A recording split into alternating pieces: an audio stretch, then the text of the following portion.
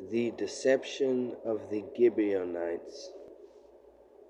When the inhabitants of Gibeon heard everything the Lord did to Jericho and Ai, indeed they also devised a crafty plan. So they went and supplied themselves with provisions and prepared themselves.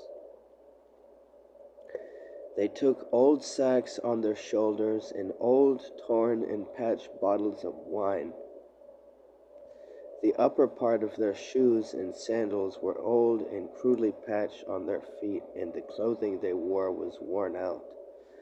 The bread of their provision was dry, dirty, and moldy.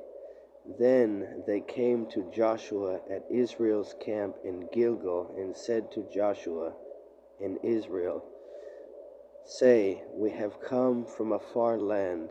Now then, make a covenant with us." The children of Israel said to the Hivites, "Perhaps you live among us. How then can I make a covenant with you?" So they replied to Joshua, "We are your servants." Joshua then said to them, "Who are you, and where do you come from?" So they said, "Your servants have come from a very distant land in the name of the Lord your God. For we have heard of his name, but everything he did in Egypt, and everything he did to the kings of the Amorites who were beyond the Jordan, to Sihon the king of Heshbon, and to Og the king of Bashan, who dwelled in Ashtaroth and Edrei.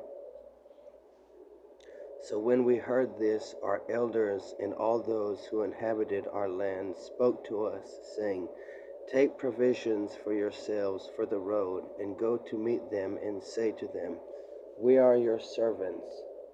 Now then, make a covenant with us.' These are the loaves of bread, and we took them hot for our journey on the day we left to come to you, but now they are dried and have become moldy. These are the wineskins we filled when new, but they are torn, and our clothing and shoes are old because of the very long journey." Then the rulers took some of their provisions, but they did not inquire of the Lord.